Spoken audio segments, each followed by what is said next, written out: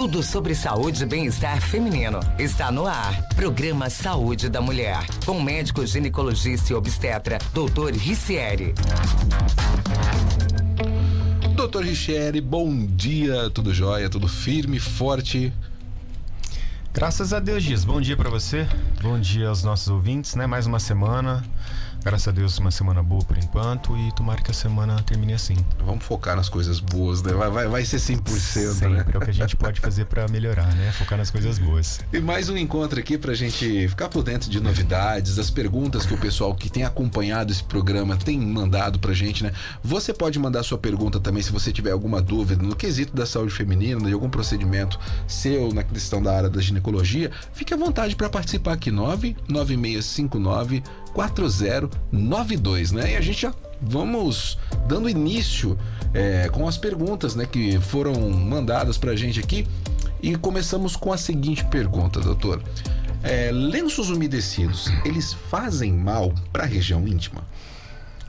Ótima pergunta, Dias. Não é uma pergunta tão comum de se ouvir, tá? E porque provavelmente a ouvinte pergunta aí dos lenços, né? É um coringa que a mulher tem. Então, numa situação em que ela não tem tempo de ir pra casa, né? Às vezes vai na consulta com o médico, principalmente o ginecologista, ou algum encontro também, né? Alguma coisa assim. E o lenço umedecido, ele ajuda nessa higienização da região genital. E a dica que eu dou aí é que escolha um lenço umedecido próprio para essa região. Então, a gente tem lenços umedecidos próprios para a região íntima, para a região ginecológica. Lembrando sempre que a higienização é feita na parte de fora e nunca na parte interna, né? Nunca dentro da vagina. Eu gosto muito, né? Eu acho que a maioria dos consultórios ginecológicos tem esse lenço umedecido para os seus pacientes, principalmente para aquelas pacientes que às vezes saem do seu trabalho, da escola, né, faculdade, alguma coisa, e vai para consulta. Eu acho que é um coringa sim, mas como eu falei, procura um lenço de qualidade, um lenço umedecido de qualidade e próprio para a região genital. Aquele dia na correria é o famoso kit de sobrevivência. Exatamente, né? Igual o House, né? O Isso. Trident, né? Quando saía, né? Salva muita situação, assim, né? E tem um ouvinte que mandou a seguinte pergunta pra gente aqui, doutor. Eu tenho 33 anos e já faz uns 10 anos que eu uso o anticoncepcional, mas eu queria parar de usar e usar outro método, né? Eu pesquisei, achei um implante que coloca no braço. Você pode me explicar um pouquinho mais a respeito desse implante? Sim, eu acho que até como uma dica aí, uma informação, precisaria ver o motivo dessa parada do anticoncepcional, né? Às vezes as mulheres têm informações erradas de malefícios em relação a anticoncepcionais. Os anticoncepcionais, eles ainda têm o seu lugar. Hoje em dia, tem muitas indicações em que o benefício supera muito o risco, tá? Mas é individualizado. Em relação aí à questão do implante, tá? Eu vou até falar o nome, que é o Implanon NTX, só tem ele no mercado, que é da Schering, então acho que não tem nenhum problema aí. É um método muito eficaz, tá? Como qualquer outro método, quando bem indicado, é também eficaz, com baixos riscos para as pessoas que têm indicações, não têm contraindicações. E ele é um cilindro, tá? Parece um acrílico, que ele é colocado, ele tem mais ou menos 4 centímetros, e ele é colocado na região da face interna do braço, tá bom? E ele tem uma duração de até 3 anos. Ele é feito somente com um tipo de hormônio, que é o tonogestrel, que é uma progesterona. Normalmente, ou na maioria das vezes, a mulher para de menstruar, tá? E ele tem um efeito sistêmico, é um hormônio que é absorvido, né? Diferentemente do DIU hormonal, que ele tem basicamente um efeito local ali na região interna do útero. A grande vantagem é que ele não passa, como o anticoncepcional passa, por metabolização no fígado, né? Então, assim, de maneira mais simples, ele tem menos riscos, né? De maneira geral, para o organismo. Um método muito bom, mas lembrando mais uma vez que, como todos os métodos têm que ser bem indicado. E na dúvida que a pessoa tiver também, a melhor forma é consultar o médico. Procura um médico, procura um bom profissional. Às vezes, será que às vezes pessoas que assim ficam incomodadas um pouco com o anticoncepcional, deve ser aquelas pessoas que tem aquela cabecinha que nem eu, né? Sabe que você tem que tomar o remédio, mas a hora que você lembra já é tarde demais. Exatamente, né? Então, nesses casos principalmente, eu já não indicaria o anticoncepcional, né? Às vezes esquecer um comprimido na cartela já é suficiente para que tenha a falha. E tem muitos casos assim de pessoas que às vezes esquecem de tomar um dia no outro, aí já dá aquela, vamos dizer assim, já bagunça todo o sistema. Com certeza, Dias. Como eu falei, o fato de esquecer um comprimido na cartela, ele já é suficiente para fazer com que tenha uma diminuição, não perder a eficácia, mas uma diminuição da eficácia, bagunça na maioria das vezes o ciclo menstrual. Atrasa muito mais do que previsto. Tem muitas mulheres, e às vezes até o contrário, né? Às vezes um sangramento que vem antes do tempo e a mulher fica preocupada, não sabe se aquilo é normal ou não, né? Então, para esse tipo de situação, para as mulheres que costumam esquecer, a gente até orienta ou sugere que ela utilize um outro método. A nossa ouvinte Lucélia está acompanhando a gente aqui, ó, ela mandou assim: eu queria saber qual remédio tem para menstruação sem ser o anticoncepcional, pois meu marido é operado. Tá. Pensando aí que ela talvez queira, eu não sei se ela quer parar a menstruação ou regular a menstruação, né? Para regular a menstruação é muito difícil. Normalmente a gente usa um anticoncepcional ou um hormônio, né? Que não é um anticoncepcional, mas um hormônio com uma dosagem menor do que o anticoncepcional. Se for uma menstruação excessiva, né? Então às vezes a mulher menstrua todo mês, tem um ciclo regulado, mas a quantidade, o fluxo é grande, a gente tem medicamentos específicos para isso que não são os hormônios, não são os anticoncepcionais. E aí também tem a opção do próprio implante, que a gente já falou, né, do DIU. Tem algumas opções sim, mas mais uma vez, né, o que a gente fala aqui é, de maneira geral, procura o médico, ele vai ter uma solução específica para você. Um papo mais a fundo já esclarece muito mais ainda, né? Então você que tá ligadinho aqui, ó, pode ir participando, faz igual a Lucélia. E outra pergunta aqui, ó: estou grávida de 2 meses e meu médico me falou para parar, para usar, deixa eu entender aqui a pergunta da pessoa, né? Meu médico me falou para usar uso repelente, né? Tem que usar mesmo? Sim, é ótima indicação, né? Então, a gente não pode esquecer que existem ainda situações de risco para gestante, né? A gente, nessa onda de Covid, essa pandemia, a gente às vezes acaba esquecendo aí que alguns anos atrás a gente teve aquela preocupação com o Zika vírus, né, que poderia causar microcefalia. Isso ainda existe, né, Dias? Então a gente não pode esquecer que a melhor prevenção para isso ainda é evitar a picada do mosquito. E para isso a gente indica realmente o uso de repelentes. O bom é que eu não conheço nenhum repelente que seja contraindicado para gestantes. Isso tá? que eu ia perguntar agora mesmo, se existe algum tipo específico para a questão de gestantes, ou se qualquer um pode ser usado. Qualquer um pode ser utilizado. A questão aí é escolher um repelente que tenha uma duração maior, porque tem repelentes que tem duração de 2 horas, 2 horas e meia, e a gente sabe que no dia a dia é muito complicado a gente arrumar tempo para que a gente fique reaplicando, né? Então tem repelentes que tem duração longa de 10 horas por dia, e esses seriam os mais indicados. E então assim, gestantes, utilizem realmente um repelente. É importante, previne não só aí a zika, né, mas chikungunya, dengue, que na gestação se torna algo mais preocupante. Então vamos usar sim. Um fato aqui, ó, uma pergunta que mandaram pra gente. A ouvinte diz o seguinte: eu estou sentindo dor durante a relação e após sinto cólica, né? O que isso pode ser? Dias pode ser uma quantidade enorme de situações aí para que se tenha esse tipo de problema, né? Então, cólica ou dor pós-relação, né? Acho que hoje o que está mais na moda aí, como a gente já falou, até pelo caso da Anitta, é a questão da endometriose, tá? Então, muito comum que na endometriose a mulher tenha dor ou durante o ato sexual ou após o ato sexual, muitas vezes também associado à dor tipo cólica, né, que é aquela contração que a paciente sente.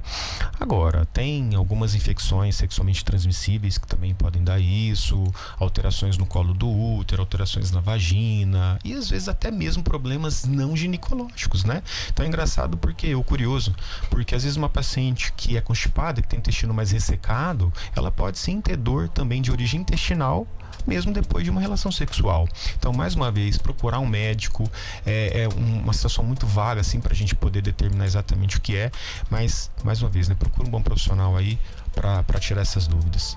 E a gente já falou desses assuntos algumas vezes em alguns dos nossos encontros aqui. Hoje a questão também muito procurada, muito pesquisada pelas mulheres é a questão da estética íntima também, né? E um procedimento aí que muitas se perguntam como que é feito, como é o procedimento, como que é feito o procedimento do clareamento íntimo? O clareamento íntimo na verdade são vários procedimentos para a gente chegar nessa questão de clarear a região genital, tá?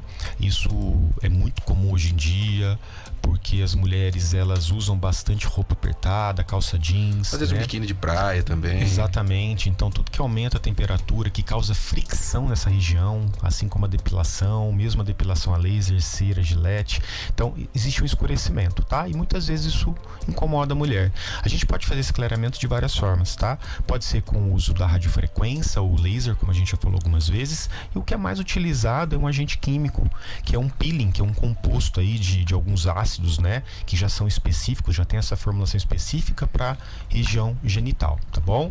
É um procedimento que a gente faz em consultório, também é realizado um preparo antes pela própria paciente com uso de produtos durante ou após o banho, né, antes de dormir, e um tratamento também domiciliar depois que é feito esse procedimento.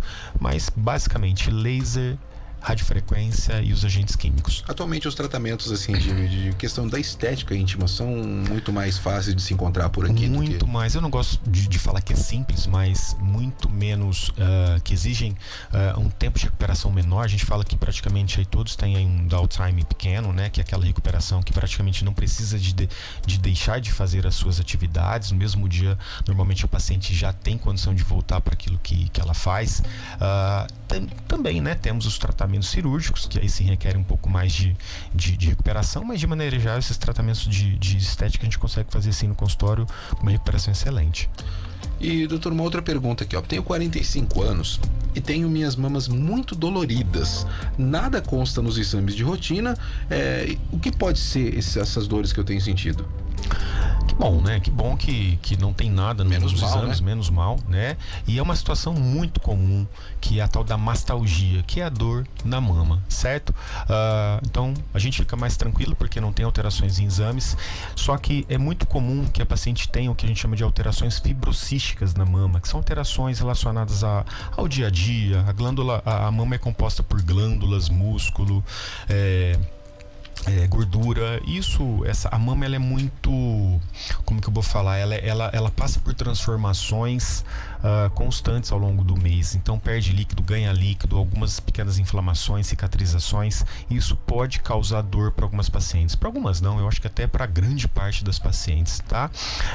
Procurar um médico aí da confiança, de preferência um mastologista, para que se faça uma avaliação melhor. Existem sim tratamentos que a gente pode utilizar para melhorar essa dor, mas como eu falei, o mais importante é fazer os exames, mamografia quando possível, ultrassom das mamas ou algum outro exame que é indicado pelo seu médico. Doutor, para uma gestante ter corrimento tipo um líquido branco é algo normal ou pode ser alguma alteração?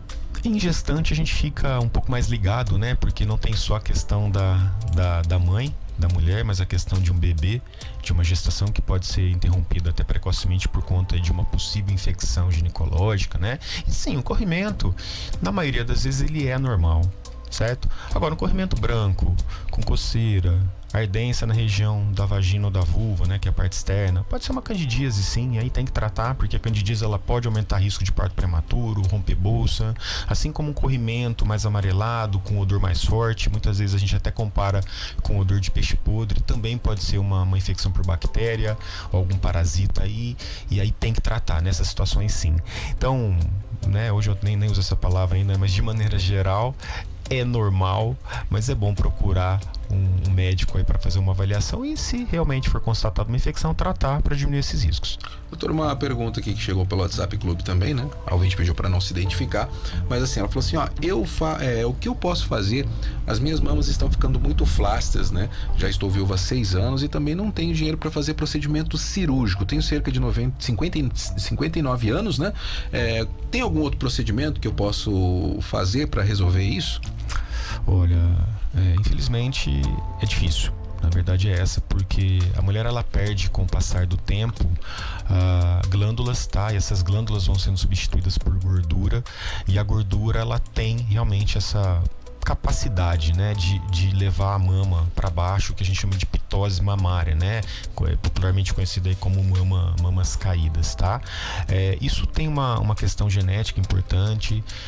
Tem mulheres que falam, doutor, mas eu tenho menos peso do que a minha amiga, eu sou mais jovem e a minha mama é mais caída, dela não. Então a questão genética é super importante, e falar que existe algum tratamento específico para isso, eu acho que até causar uma ilusão nesses pacientes, né? Para esse tipo de situação, normalmente a cirurgia plástica seria o ideal. O que essa paciente poderia fazer é tentar compensar essa flacidez com um fortalecimento da musculatura, né? Então, uma atividade física mais direcionada para essa direção aí, para essa região, perdão, eu acho que seria o mais adequado no momento. Então já fica a dica, aí você vê algum método revolucionário na internet, resolva o seu problema e daí já corre fora que é fria, né? É aquela história, não existe almoço grátis, né? Alguma coisa boa não bate na porta, né? Não, exatamente. E pra gente finalizar aqui, doutor, coloquei DIU de cobre e no ultrassom deu que ele não está bem posicionado, né? É uma situação da qual eu devo me preocupar? Com certeza, tá? Principalmente o DIU de cobre, diferentemente do DIU hormonal, o Mirena ou Kailina, ele precisa estar numa posição correta para que ele tenha o funcionamento correto e que chegue na porcentagem máxima de contracepção que é oferecida por ele. Então, um DIU mais baixo, né, entende-se que ele já não esteja na posição adequada, ele ainda te protege, mas ele tem uma eficácia menor do que se ele tivesse na posição normal. Então, até que ela volte com o médico, eu acho que é interessante ela associar algum outro método, seja camisinha, tabelinha, abstinência não é complicado, né? Mas não sei, um uso de algum anticoncepcional que ela já vinha utilizando, e quando ela for com o médico dela, muito provavelmente ele vai conversar para ou retirar esse DIU ou fazer uma troca. É praticamente impossível da gente reposicionar um DIU de cobre, né? Mas até lá, cuidado que tem uma gravidez que pode acontecer. É bom não dar corda pro... Vamos evitar. Evite os deslizes, como diria Raimundo Fagner, do que remediar. Né? Doutor, mais um encontro aqui, a gente marcando presença na Sintonia da Clube. Você que participou aqui, muito obrigado. A gente tá aqui para trazer mais informação pro seu dia, esclarecer, sanar suas dúvidas, né? E para você que tá ligadinho aí, quer acompanhar mais, saber mais a respeito das novidades, da questão de saúde feminina, da questão de estética íntima, pode acompanhar o Dr. Ricieri nas páginas, nas redes sociais, né? Pode acompanhar a gente pelas redes sociais, né? Instagram, Facebook, site, no canal do YouTube. Então acessa lá, gente, Dr. Ricieri, ginecologista. Lembrando que o doutor somente o DR.